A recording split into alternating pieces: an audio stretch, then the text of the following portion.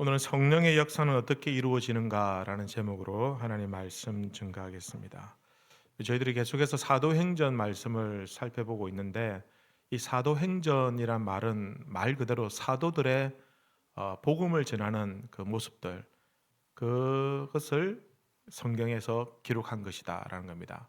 어떤 분은 사도행전이라는 표현도 좋지만 성령행전이라는 표현을 썼으면 좋겠다라고 말씀하시는 분도 있습니다. 왜냐하면 겉으로 보일 때는 사도들이 복음을 전하고 사도들이 능력을 행하는 것 같지만 사실은 성령께서 그 사도들에게 은혜를 주시고 능력을 주셔서 그들이 성령의 능력을 힘입어서 복음을 전하고 기적을 행하기 때문에 이것은 본질적으로 성령의 행전을 기록한 성경이니 그렇게 표현하는 것이 좋겠다라고 이렇게 말씀하시는 분들도 계십니다.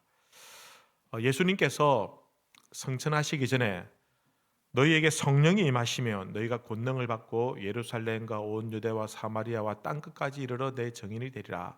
성령이 임하시면 결국은 그 말씀을 따라 복음이 예루살렘을 넘어 유대를 넘어 또 사마리아와 이방 땅 끝까지 증거되는 것은 사실 성령의 능력으로 출발했다라는 것을 말씀하고 있는 겁니다.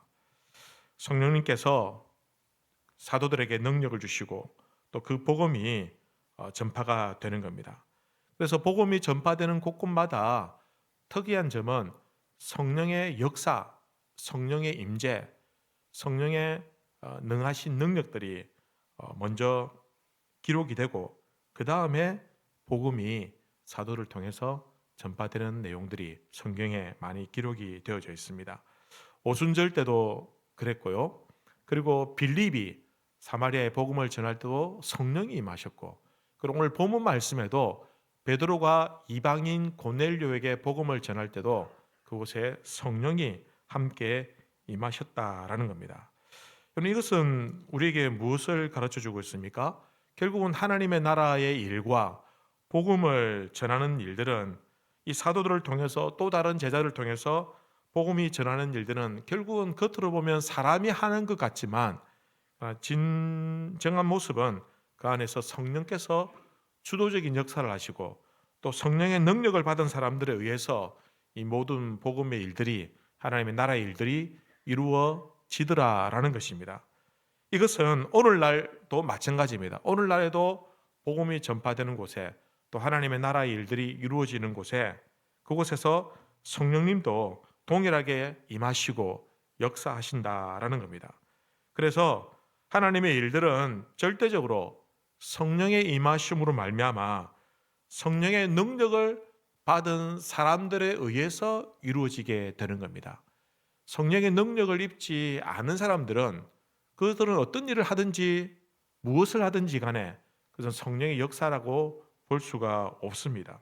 그래서 우리가 먼저 이런 일들을 하기 전에 먼저 구해야 될 것, 반드시 필요한 것은 바로 성령이 우리 가운데 임하시고 또 성령으로 충만하게 되는 일이 가장 중요하다라는 것입니다. 제가 목회를 하다 보면 느끼는 것은 내 힘으로 되는 것이 아니구나라는 것을 느끼게 됩니다. 내 열심과 내 노력만으로 되는 것이 아니더라라는 겁니다. 결국은 내가 하는 것이 아니라 하나님께서 하시는 일이고 결국은 하나님께서 성령의 능력을 주셔야 이 일을 감당할 수 있는 것입니다.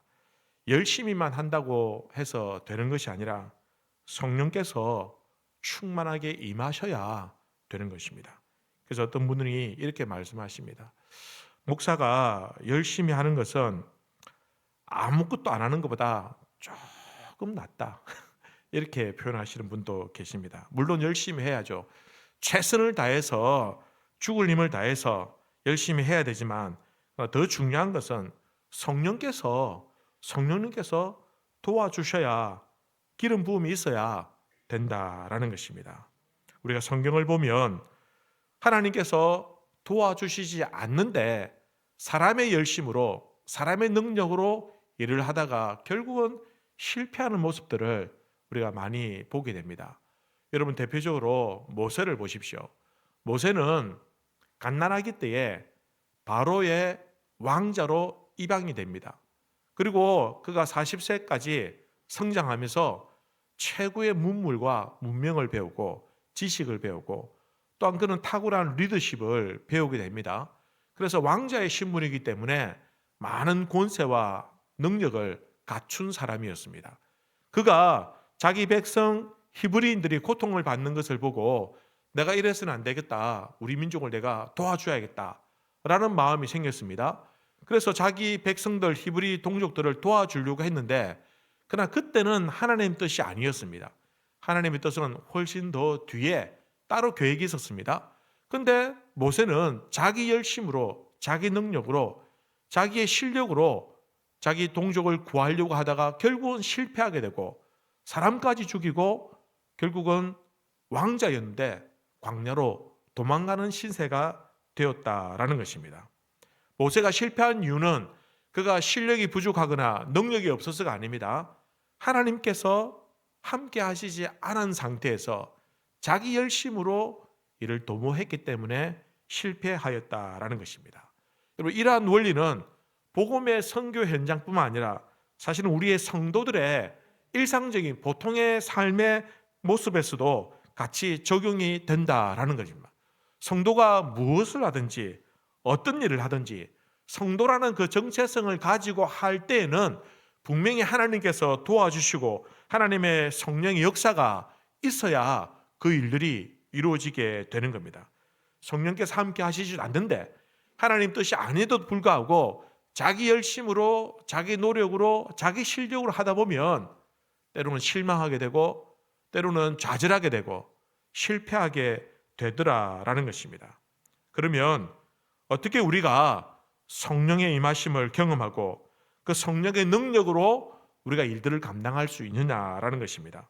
어떻게 하면 우리의 삶의 현장에서 우리도 성령의 능력을 덧입어서 그 성령의 능력으로 우리의 주어진 삶을 감당할 수 있느냐라는 것입니다.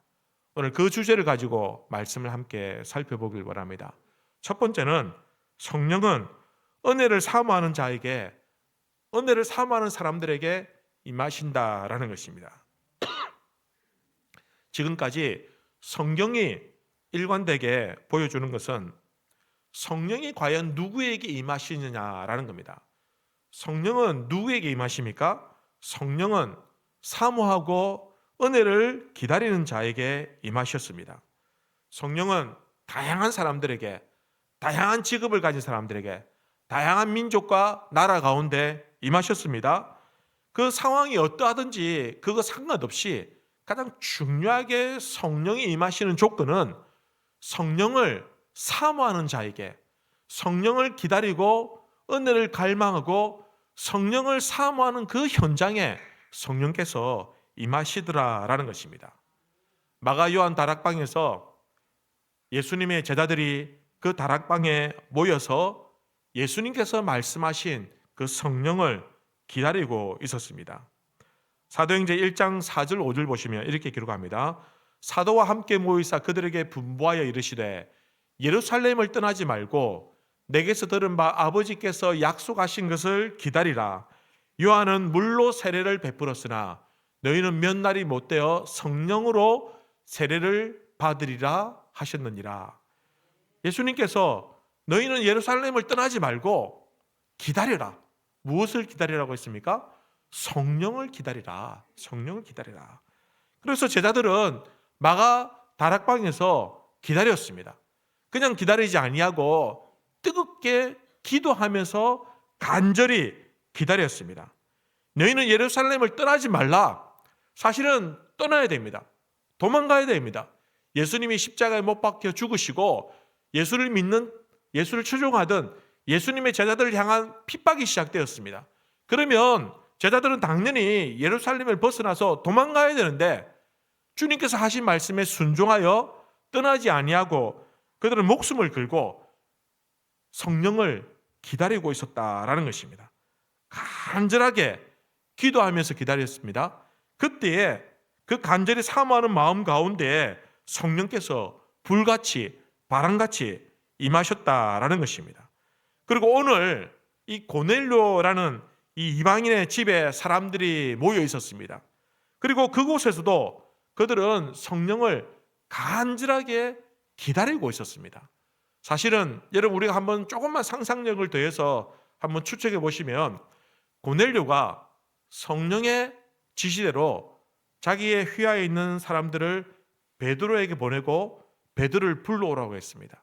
베드로가 왔습니다. 가보니까 고넬료 혼 사람만 있는 것이 아니라 그의 가족들과 친척들이 함께 그 고넬료의 집에 모여 있었다라는 겁니다. 그들은 어떤 사람들입니까? 고넬료를 비롯해서 사실은 로마인들이었고 그들은 제법 집안이 좋은 사람들이었고 귀족들이었고 부유한 사람들이었고 그리고 자기들이 로마인이라는 데서 자부심이 강한 사람들이었습니다. 자기들이 로마가 온 세계를 지배하고 다스리고 통치할 때였습니다. 그 자기의 부심이 있었습니다. 그리고 이 미개한 조그마한 나라, 이 이스라엘, 이 흙먼지만 있고 광야 같은 이 땅에 살고 있는 이 히브리인들을 그들이 통치하고 다스릴 때 이 로마 사람들은 갑이었습니다. 그리고 자기들의 법, 문화, 문명, 군사력 이 모든 것들이 탁월했기 때문에 굉장히 강한 자부심을 가지고 있었는데 자기들의 섬기는 황제와 태양신이 있었고 그리고 여러 신들이 있었습니다. 그런데 그들이 모여서 무엇을 하고 있습니까? 자기들이 지배하고 있는 이 힘이 없고 연약한 어떻게 보면 미개하게 보이는 이 히브리인들이 섬기는 그 야훼라는 하나님을 그들이 받아들이기 위해서 이곳에 모여 있었다라는 것입니다. 그들이 우월하다고 생각했는데 그들이 잘났다고 생각했는데 그러나 그들은 그 모든 것들을 내려놓고 지금 무엇을 기다립니까? 그들은 자기들이 지배하고 있었던 그 나라가 섬기는 하나님을 기다리고 있었다라는 것입니다. 그리고는 뭐라고 얘기합니까? 사도행전 10장 33절에 내가 곧 당신에게 사람을 보냈는데 오셨으니 잘하였나이다. 이제 우리는 주께서 당신에게 명하신 모든 것을 듣고자 하여 하나님 앞에 있나이다. 지금 이제 우리는 다 준비되었습니다. 지금 우리는 다 모여서 하나님 앞에 서 있습니다. 라고 고백하는 겁니다. 듣고자 하여 무엇을 듣겠다는 겁니까? 하나님의 말씀을 받겠다라는 것입니다. 여러분 어쩌면 그들은 로마사에 이 일이 알려진다라고 한다면 아마 다른 로마인들은 비웃을 겁니다. 도대체 너희들은 뭐 하는 거냐?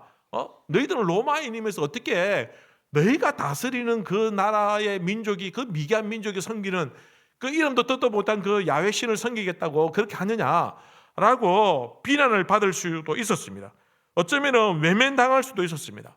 그럼에도 불구하고 고넬료에 모인 집안 사람들은 은혜를 사모하는 마음으로 기다리고 있었다라는 것입니다.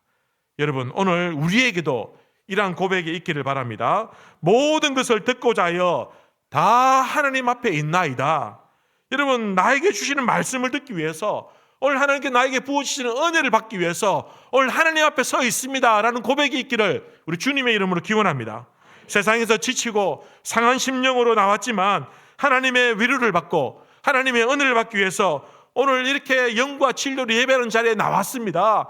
내가 벌거벗은 몸으로 내가 하나님 앞에 나왔습니다. 내가 실패했지만 내가 지쳤지만 내가 좌절했지만 내가 아무것도 가진 것 없지만 그럼에도 불구하고 오늘 하나님 앞에 나왔습니다 라는 고백이 있기를 우리 주님의 이름으로 축원합니다. 하나님이여 오늘 우리 가운데 임재하여 주시옵소서. 하나님이 오늘 우리 가운데 임하셔서 말씀하여 주십시오. 그러면 내가 그 말씀을 듣겠습니다. 여러분 은혜는 사모하는 자에게 부어주는 줄로 믿습니다. 갈망하는 자에게 사모하는 자에게 간절히 기다리는 자에게 부어지는 것이 그게 성경에서 우리에게 가르쳐주고 있는 원리다라는 것입니다. 누가복음 11장에 보시면 너희가 악할지라도 좋은 것을 자식에게 줄 알거든 하물며 너희 하늘 아버지께서 구하는 자에게 성령을 주시지 않겠느냐. 너희가 어떤 상황이든지 비록 너희가 악한 자식이라 할지라도 비록 너희가 말씀 순종하지 않고 때로는 죄를 짓고 때로는 세상과 버타면서 나의 속을 그렇게 애를 먹이는다 할지라도 그럼에도 불구하고 너희들은 나의 자식이기 때문에 내가 너희들이 구하면은 내가 언제든지 좋은 것을 주지 않겠느냐. 그러니 나오라는 것입니다. 그러니 하나님 앞에 서 있으라는 것입니다. 여러분, 성령은 구하는 자에게 주신다고 하셨습니다. 여러분, 그렇다고 한다면 은혜도 구하는 자에게, 갈망하는 자에게 주실 줄로 믿습니다. 제가 뭐 집회를 자주 가고 이런 것은 아니지만 예전에 좀 큰 교회에서 와서 한번 설교를 해달라고 부탁을 받은 적이 있습니다. 그래서 갔습니다. 갈 때에 목에 힘이 좀 들어갔어요. 결국은 나를 알아보는구나. 그래서 설교 준비도 막 열심히 했습니다. 가가지고 막 힘을 다 내서 하려고 갔는데, 보통 보면은 이제 그 담임 목사님 한번 만나서 인사도 하고 오늘 뭐 좀 수고해 주십시오라고 하는 게 보통 일상적인 그런 관례거든요. 근데 갔는데 그 담임 목사님이 다른 사람하고 면담을 하고 있는 거예요. 예배 드리기 전에. 그리고는 저를 기다리려고 하는 거예요. 기다리고 있는데 교회가 커서 그런지 비서도 있어요. 교회에. 비서가 저를 물끄러미 가만히 쳐다보고 있고, 저는 부끄러워서 어디 눈 뜰 데도 없고 그래 있다가 겨우 뭐 예배 들어가기 전에 인사만 살짝 하고 들어갔는데, 가서 보니까 교인들 표정도 좀 그래요. 제가 뭐 어떻게 느꼈는지 몰라도, 그래 오늘 네 얼마나 잘하는지 한번 두고 보자, 조그만 교회에서 왔다고 이러면서 뭐 그런 눈으로 보는 것 같아요. 그러니까 제가 또 기가 죽습니까? 기 안 죽거든요. 그러니까 더 크게 막 소리 목이 터지라고 막 사투리 팍팍 쓰가면서 설교를 했습니다.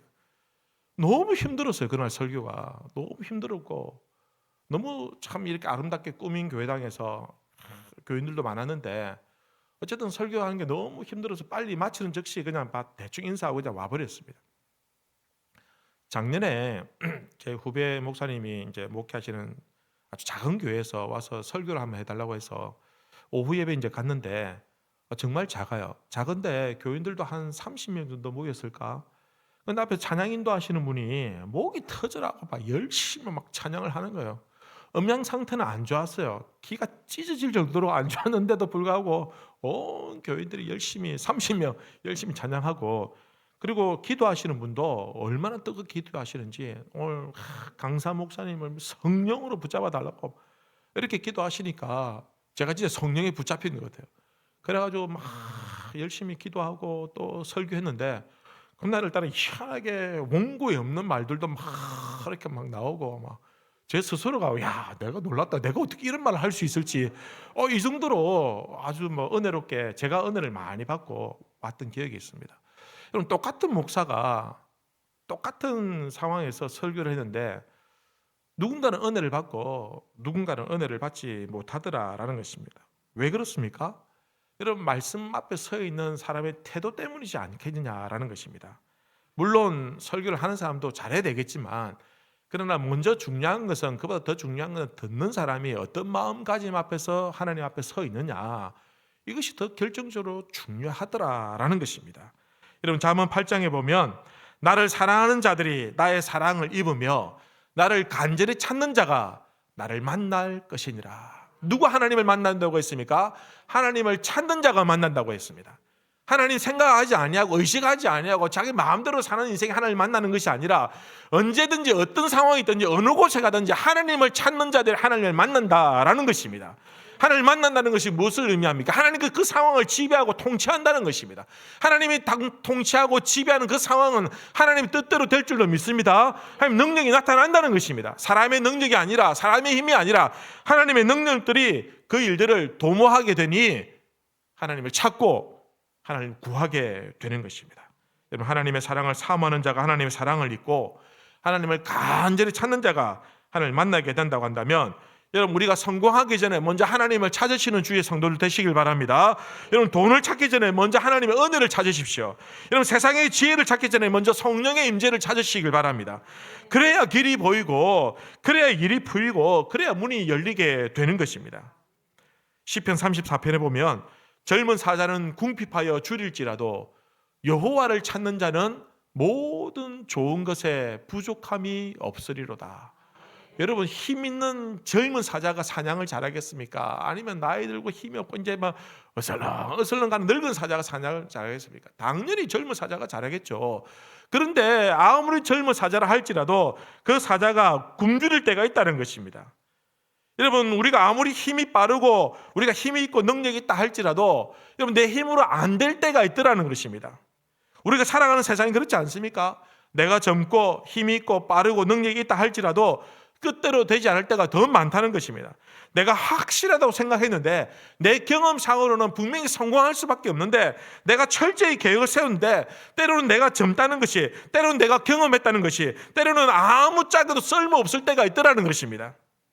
성도 여러분, 하나님을 찾으시는 주의 백성들 되시길 바랍니다. 간절히 사모하는 자가 되시길 바랍니다. 그럴 때에 우리가 비록 연약하다 할지라도, 우리는 비록 나약하다 할지라도, 우리는 비록 아는 것이 많지 않다 할지라도 그럼에도 불구하고 하나님께서 나와 함께 하시면 그 일이 이루어지게 되고 그 일이 성취되게 된다라는 것입니다. 두 번째는 성령은 우리의 경험과 우리 한계를 뛰어넘게 역사하신다라는 것입니다. 오늘 본문에 좀 특이한 게 한 가지 있습니다. 그것은 이때까지 성령이 보여주실 때 임하였던 장면들은 어떤 장면이냐면 성도들이 기다리면서 뜨겁게 기도할 때 성령이 임하셨습니다. 그리고 사도들이 작정을 하고 직접 나서서 기적을 행할 때, 기도할 때 그때 성령께서 임하신 일들이 많이 있습니다. 그런데 오늘 본문에서는 조금 다르게 나타납니다. 성령께서 임하시긴 임하시는데 뜨겁게 기도하는 현장도 아니었고, 베드로가 먼저 작정하고 팔을 걷어붙이고 내가 뭘 해보겠다고 그런 상황도 아님에도 불구하고 성령이 임하셨다라는 것입니다. 어떻게 임하셨습니까? 44절을 보실까요? 베드로가 이 말을 할 때 성령이 이 말씀 듣는 모든 사람에게 내려오시니, 성령이 말씀을 증거할 때 누구에게 임하셨다고요? 말씀을 듣는 자에게, 말씀을 듣는 자에게, 그 말씀을 받아들이는 자에게, 그 말씀에 아멘하는 자에게 성령이 임하셨다라는 것입니다. 베드로가 고넬료 집에 찾아가서 설교를 합니다. 말씀을 듣는 사람들에게 성령이 임하시고, 성령을 받은 사람들은 어떻게 됩니까? 그 다음에 방언을 하게 되고, 그리고는 하나님께 영광을 돌리게 되더라라는 것입니다. 여러분, 우리가 여기서 주의해야 될 까지 두 가지가 있습니다. 첫 번째는 무엇이냐면 성령은요, 임하실 때 항상 하나님의 말씀과 함께 임하신다라는 겁니다. 그럼 성령은 말씀과 한 쌍입니다. 동전의 양면과도 같은 것입니다. 그래서 사람의 머리에서, 사람의 입에서 나오는 말이 아닙니다. 성령은, 말씀은. 성령은 그렇게 하지 않습니다. 성령은요, 그 말이 하는 사람이 신앙이 깊고 경험이 많고 설령 위대한 복음 전파자, 설교자를 할지라도, 그러나 그 사람의 경험에서, 그 사람의 머리에서, 그 사람의 어떤 묵상을 통해서 나오는 말이 결코 성령의 말이라고 할 수 없습니다. 성령은 하나님의 말씀에서 나오는 것입니다. 결국은 사람의 말이나 사람의 생각은 성령의 능력이라고 볼 수 없다라는 것입니다. 여러분, 성경의 진리를 통해서 입증될 수 없는 온갖 허튼 소리들이 주님의 말씀이라고 껍데기를 세워서 사람들을 현혹시키는 때가 있습니다.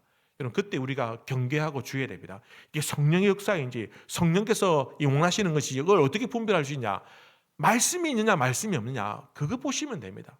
사람의 말로 하느냐, 좋은 말인데, 정말 참 신기한 말인데 참 놀라운 말이지만, 그러나 사람의 머리에서 나온 말, 사람의 경험을 통해서 나온 말들은요, 그건 성령의 역사라고 볼 수 없습니다.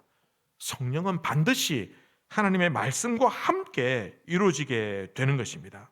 여러분들에게 하나님의 말씀이라고 하면서 말하는 이들이 그들의 인격이나 능력이나 그들의 어떤 인지도 같은 거, 이런 것들을 통해서 여러분 듣지 마십시오. 그 말씀이 성경에 입각한 진리의 말씀으로 증명되는가를 먼저 살피시고, 그렇게 증명될 때 성령의 역사라고 받아들이셔야 됩니다. 그 외에는 경계하고 주의해야 됩니다. 두 번째는요, 여러분, 성령이 임하시면 누가 영광을 받습니까? 하나님이 영광 받으셔야 됩니다. 사람이 영광 받으면 성령의 역사 절대 아닙니다. 예를 들어서 지금 누가 아픈 다리가 와가지고 저보고 기도해달라고 제가 기도해가 나았다 칩시다. 나오면은 여러분 어떻게 돼요? 와, 우리 목사님 대단하다. 주의 조금 저말 저런 능력 어디서 났겠나 하고 제 이름이 드러나고 제가 영광 받으면 그 성령의 역사 아닙니다. 비록 몸이 낫고 비록 사람이 죽었다가 살아난다 할지라도 성령의 역사라고 할 수 없는 겁니다. 누가 영광 받으셔야 됩니까? 하나님이 영광 받으셔야 됩니다. 여러분 어떤 곳에 가가지고 놀라운 역사들이 나타나고 기적이 나타납니다. 사람이 영광 받으면 그 자리를 피해 나오시기 바랍니다. 하나님이 영광 받으셔야 되는 줄로 믿습니다. 성령의 역사는 하나님이 영광을 위해서 나타난다라는 겁니다. 사람 이름 석자 드러내기 위해서 성령 역사하지 않습니다. 하나님의 영광을 위해서. 여러분 오늘 말씀을 듣는 중에 고넬료의 집에 성령이 임하셨습니다. 그리고 그곳에 모인 베드로와 그와 일행들이 깜짝 놀랐습니다. 왜 놀랐습니까? 이방인에게 성령이 임하시는 걸 처음 봤거든요. 이전에 이런 일이 없었거든요. 이방인들에게 성령이 임한다고? 이방인들에게 방언이 터진다고? 그러니 이 베드로와 그와 함께 했던 유대인들이 깜짝 놀라게 되었다라는 겁니다. 여러분 성령님은요 우리의 경험에 따라서 역사하시는 분이 아닙니다. 성령님은 우리가 알고 있는 상식 그 범위 안에서 역사하시는 분이 아닙니다. 성령은 우리의 경험을 뛰어넘고 우리의 상식을 뛰어넘고 우리의 지식을 뛰어넘는 그러한 능력의 하나님이다라는 겁니다. 그러니 우리가 성령의 역사를 볼 때 이해되지 않을 때가 있는 겁니다. 다 이해되면 우리가 더 똑똑하고 더 잘난 사람이 되겠죠. 그러나 성령은 더 위대하시기 때문에 우리가 이해되지 않는 상황에서도 얼마든지 역사하실 수 있기 때문에 그래서 분별할 수 있는 것이 무엇이냐, 말씀이 있느냐, 하나님이 영광 받으시냐라는 것으로 분별할 수 있다라는 것입니다. 여러분 많은 사람들이 아니 우리 자신들이 때로는 성령의 역사와 하나님의 능력을 우리의 경험과 우리의 지식 안에 자꾸 가두어 두고 그것으로 판단하려고 하는 그런 오류를 범할 때가 있습니다. 여러분 그것은 아주 잘못된 생각들입니다. 왜냐하면 성령은 우리가 담아낼 수 없는 것이기 때문에 우리의 것으로는 도저히 성령의 능력과 성령의 역사를 다 품을 수 없습니다. 그래서 때로는 우리가 이해하지 못하는 일들이 일어난다 할지라도 여러분 때로는 우리가 받아들이기 어려운 일이 있다 할지라도 그럼에도 불구하고 그 일을 하나님께서 이루시고 한다면 우리가 아멘하고 순종하고 따라가야 된다라는 것입니다. 여러분 하나님의 역사인데도 불구하고 자신의 경험이 기준이 되고 우리의 지식이 잣대가 되어서는 안 되는 것입니다. 물론 경험도 중요하고 여러분 지식도 중요합니다. 그것을 통해서 과거를 반성하고 미래를 예측할 수 있는 힘들을 이루어내기도 때문에 경청하여 듣는 것도 중요합니다. 그러나 우리는 동시에 내가 경험한 것이 전부가 아니라는 사실을 인정할 필요가 있습니다. 우리는 또한 동시에 하나님의 능력은 더 위대하시기 때문에 내가 이해하지 못할 때도 있다는 것을 우리 스스로 인정하고 받아들일 수 있어야 된다라는 것입니다. 여러분 우리가 앞으로 경험하게 될 일들은 더 놀랍고 더 새로운 것들이 많이 일어나게 될 것입니다. 여러분 과학이 발달하고 문명이 발달할수록 우리가 예전에 상상도 하지 못한 일들이 이루어지고 있지 않습니까 지금? 그러나 여러분 성령의 역사는 더 위대하기 때문에 우리가 현재 일어나고 있는 과학이나 어떤 문화나 어떤 현상들 이런 것들을 보고도 깜짝깜짝 놀라는데 성령의 역사가 하시면 더 크게 놀라게 되고 더 신비한 일들이 더 많이 일어나게 된다라는 것입니다. 여러분 시대는 변하고 있습니다. 날마다 새로운 것들이 일어나고 새로운 일들이 일어나고 있습니다. 옛날에는 상상도 못한 일들이 우리 눈앞에 펼쳐지고 있습니다. 그렇다고 한다면 성령의 능력은 더 위대한 능력은 더 많이 더 새롭게 일어나게 된다라는 것입니다. 여러분 세상이 아무리 변한다 할지라도 여러분 하나님이 하시는 일에 비하면은 아무것도 아니다라는 겁니다. 여러분 우리가 성경을 보면 하나님은 항상 우리 경험과 생각을 뛰어넘으시고 새로운 일들을 일으키시는 분이셨습니다. 그래서 우리를 항상 놀라게 하셨다라는 것입니다. 여러분 이스라엘 백성들이 출애굽할 때 뒤에 군사들이 쫓아왔습니다. 군사들이 쫓아오면서 이스라엘 백성을 죽이려고 군대가 쫓아왔습니다. 이스라엘 백성들 앞에 뭐가 가로막혀 있습니까? 홍해 바다가 가로막혀 있었습니다. 여러분 홍해 바다가 가로막혀 있을 때 이스라엘 백성은 무슨 생각을 했을까요? 이제 죽었구나. 우리는 헤엄도 못 치고 이거 어떻게 건너가느냐. 우리는 배도 없는데 이제 뒤에 군사들 찾아오는데 이제 그냥 죽었구나. 이게 그들의 경험이었고 이게 그들의 상식이었습니다. 그러나 하나님께서 어떻게 하셨습니까? 홍해를 가르시고 그리고 그 바다를 건너가게 하셨습니다. 여러분 그 어느 누가 이것을 상상할 수 있겠습니까? 홍해가 처음 만났을 때 여러분, 우리는 이미 성경을 알고 있기 때문에 당연히 하나님 홍해를 잘 가르시고 건너갔지, 그게 대수냐 이렇게 생각할 수 있겠지만, 그러나 죽음의 위협 앞에 있는 그들은 이 놀라운 광경을 경험할 때 그들은 충격을 받을 수밖에 없었던 겁니다. 그들의 눈앞에서 그 깊은 바다가 열리고, 그리고 길이 만들어지고, 그 길을 그들이 건너가서 살아나게 되었다라는 것입니다. 여러분, 하나님께서는 이 위대한 하나님의 능력을 가지고 있는 분입니다. 그분은 우리가 상상도 할 수 없는 일들을, 우리가 예측할 수 없는 일들을 날마다 이루어시고 성취하신다라는 것입니다. 여러분, 그 위대한 하나님의 능력을 기대하시고 그 위대한 하나님의 능력을 소망하시는 주의 백성들 되시길 바랍니다. 여러분, 하나님은 어떤 분이십니까? 하나님은 창조의 하나님이십니다. 여러분, 우리가 창조의 하나님이다라고 할 때 하나님의 창조 역사가 다 끝났습니까? 이제 하나님 더 이상 창조하지 않습니까? 그렇지 않습니다. 하나님은 지금도 창조하고 계십니다. 지금도 새로운 일들을 만들어내고 있습니다. 지금도 새로운 역사들을 이루어가고 있다라는 것입니다. 지금도 놀라운 창조의 능력으로 우리 삶 가운데, 우리 가정 가운데, 우리 직장과 우리 가운데, 우리 교회 가운데 새로운 일들을 날마다 이루어가고 있다라는 것입니다. 우리는 한계가 있지만 하나님은 한계가 없는 분입니다. 우리는 불가능하지만 하나님은 모든 것이 가능하십니다. 때로 우리가 실망하고 낙심하고 포기할 수밖에 없는 상황이라 할지라도, 그러나 하나님께서 우리가 상상도 하지 못하는 방법으로 우리를 구원하여 주시고, 우리가 상상도 하지 못했던 방법으로 우리의 가정을 일으켜 주시고, 우리가 상상도 하지 못했던 방법으로 이 나라 민족을 일으키시고, 우리가 상상도 하지 못한 방법으로 하나님의 몸된 교회를 일으키시더라라는 것입니다. 여러분, 시편 이사야 43장에 보시면, 보라, 내가 새 일을 행하리니 이제 나타낼 것이라. 너희가 그것을 알지 못하겠냐?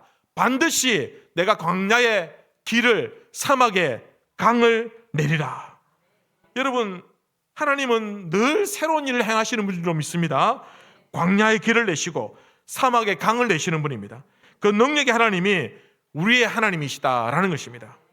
우리가 해야 할 일은 성령 하나님이 내 생각과 내 경험에 제한되는 것이 아니라, 성령 하나님은 위대하시고 능력의 하나님이시고 창조의 하나님이시기 때문에 때로 우리가 예측하지 못하는 일들을 기대하고 소망할 수 있다라는 것입니다.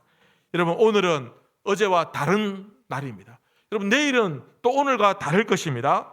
여러분, 절망적인 어제는 다 잊어버리고 새로운 날을 날마다 기대하시길 바랍니다. 여러분, 과거에 내가 참 가난하게 살았다, 과거에 내가 상처받고 살았다, 과거에 나는 실패만 거듭하고 살았다, 여러분, 그래서 오늘도 실패할 것이고 내일도 실패할 것이다, 여러분, 그렇게 생각하지 마시기 바랍니다. 하나님은 창조의 하나님이신 줄 믿습니다.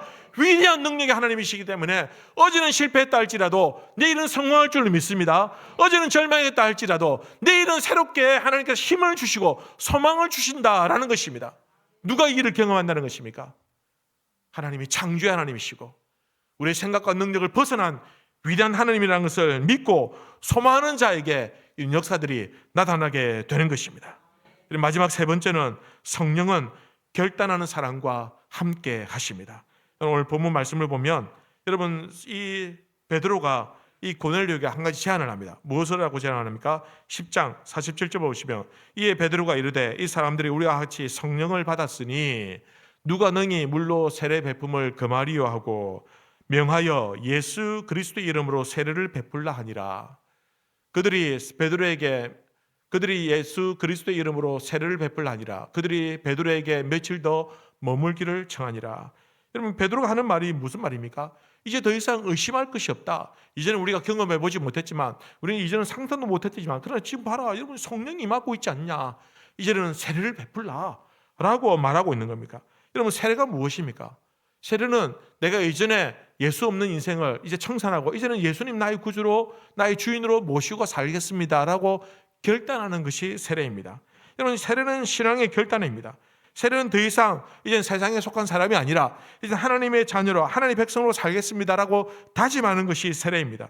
이제는 영원토록 주님을 떠나지 않겠습니다 라고 다짐하고 결단하는 것이 바로 세례이다 라는 것입니다. 은혜는 성령이 주십니다. 그러면 결단은 누가 하는 것입니까? 결단은 내가 하는 것입니다. 결단은 하나님이 하시는 것이 아닙니다. 결단은 우리 가족이 해주는 것이 아니라 결단은 내가 하는 것입니다. 여러분, 하나님은 절대로 강제로 하지 않습니다. 하나님은 은혜를 주시고 그리고 우리가 스스로 결단하게 하시는 것입니다. 우리가 말씀을 따라 은혜를 따라 새로운 삶을 결단할 때 그때 성령께서 우리에게 능력을 주시고 그 능력을 우리가 믿음으로 이겨내게 되는 것입니다. 많은 사람들이 은혜를 받고 성령의 능력을 체험하고 때로는 신비한 것을 체험하고 문제가 해결되기도 합니다만은, 그러나 진짜 문제는 무엇이냐? 삶의 결단이 없어서 여전히 변화되지 못하고 여전히 과거의 모습대로 돌아간다라는 것입니다. 이전에 옛사람을 벌써버리지 못하고 내가 더 앞으로 나아가지 못한 이유가 무엇이냐? 내가 결단하지 않기 때문입니다. 내가 이제는 결단하고 바르게 살겠습니다 라고 하나님 앞에서 영적으로 세례를 받지 않기 때문입니다. 내가 물 세례를 받는데 내 영이 진짜 깨어지고 진짜 이제는 바르게 살겠습니다 라고 각오하고 다짐하지 않기 때문에 우리는 다시 과거로 돌아가게 되더라라는 것입니다. 여러분, 오늘 이러한 결단이 우리에게 일어나게 되길 바랍니다. 여러분, 애매하게 살지 마십시오. 여러분 신앙생활 하는 거, 여러분 오늘 교회 나오시는 거 쉬웠습니까? 각오하고 결단하고 나오지 않았습니까? 나도 모르게 막 정신없이 와보니까 교회더라, 이런 분이 있습니까? 아마 나오실 때 옷을 입고 세수를 하고 또 뭐 헌금도 준비하고 이렇게 하면 여러분 마음에 각오를 하고 다짐하고 결단해야 나올 수 있는 자리입니다. 어렵게 나오는데 왜 우리가 흐지부지하게 대충 살려고 하느냐라는 겁니다. 여러분, 이왕 믿는 거 한번 제대로 믿어보시기 바랍니다. 여러분, 내가 믿는 거 하나님 제대로 한번 체험해보고 성령의 역사를 한번 경험해봐야 되지 않겠습니까? 그리고는 우리 인생이 새로워져야 되지 않겠냐라는 것입니다. 그렇게 해야 성령께서 사모하는 자에게 은혜를 주시고 우리의 경험과 한계를 뛰어넘게 하시고 결단하는 자기 백성들에게 새로운 일들을 일으켜 주신다라는 것입니다. 사랑하는 성도 여러분, 성령님은 기도하는 자에게 임하십니다. 성령님은 말씀을 듣는 자에게 임하십니다. 사모하는 자에게 임하십니다. 그 성령님은 우리의 한계를 월등하게 뛰어넘으시고 우리에게 새로운 일들을, 우리가 전혀 상상도 하지 못한 일들을 일으켜 주시는 분입니다. 여러분, 오늘도 그 성령님의 능력을 기대하고 소망하고 꿈꾸면서 믿음으로 승리하시는 주의 백성들 되시기를 주님의 이름으로 기원합니다. 같이 한번 기도하십시다.